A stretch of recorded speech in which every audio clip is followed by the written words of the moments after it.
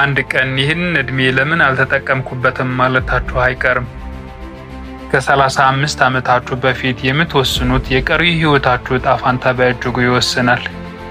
ታዲያ በዚህ እድሜ ማስወገድ ያሉባችሁ ነገሮች ቀጥሎ ልነግራችሁ ወደድኩ። የመጀመሪያው ምቾትን ከእድገት በላይ መምረጥ ነው።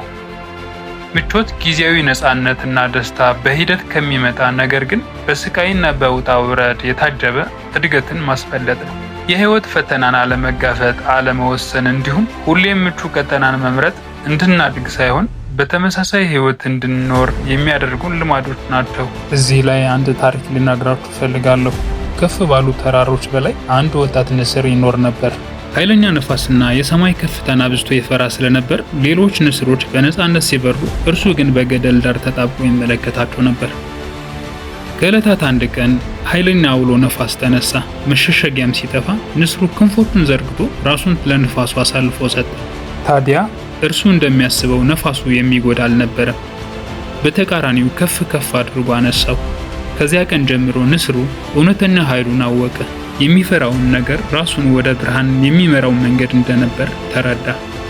ስለዚህ የወጣትነት ጊዜ አዳዲስ ነገሮች የምንሞክርበት፣ የምንማርበት፣ አደጋን የምንጋፈጥበት እንዲሁም ብዙ የመሳሳትና እርምት የምናገኝበት አጋጣሚም በአግባቡ አለመጠቀም የወደፊት ሰብዕና እድገትና ዕጣ ፈንታችንን የተገደበ ያደርገዋል።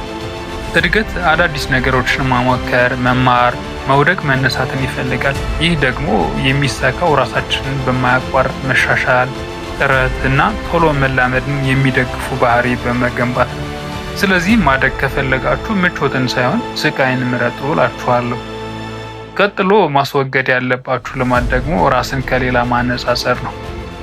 ይህ ትልቁ በሽታ ነው። በተደጋጋሚ ራሳችሁን ከሌላ በማነጻጸር አእምሯችሁ ከተጠመደ አሁን በቃ ልትሉት ይገባል።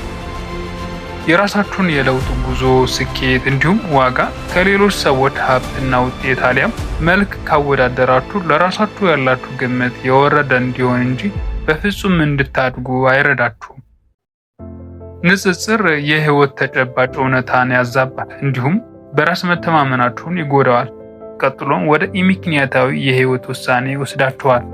ይህ ደግሞ ትኩረታችሁ ራሳችሁን ከማሳደግ ይልቅ ወደ ህይወት ግልጽነት ማጣትና ከሰዎች ማረጋገጫ ወይም ይሁንታ ለማግኘት ሁሌም ስትዳክሩ ትኖራላችሁ ማለት ነው።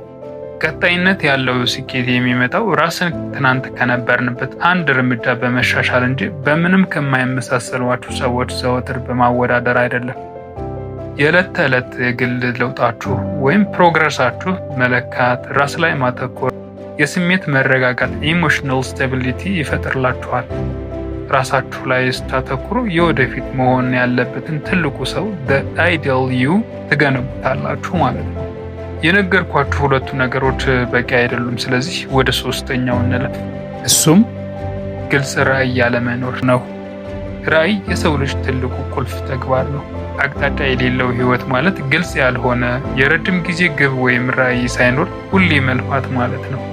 ልፋት ያለ የህይወት ዓላማና ስልት ጥሩ ፍሬና የሚታይ ለውጥ አያመጣም።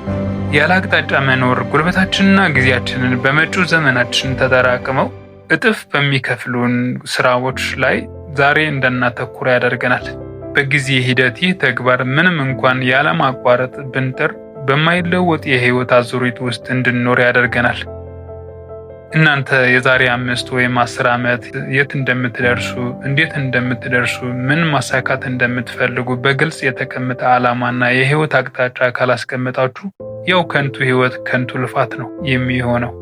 ስለዚህ ግልጽ ዓላማ፣ የምትኖሩለት ራዕይ ከሌላችሁ አሁን ቁጭ ብላችሁ እንድታስቡበት ሹክ እላችኋለሁ።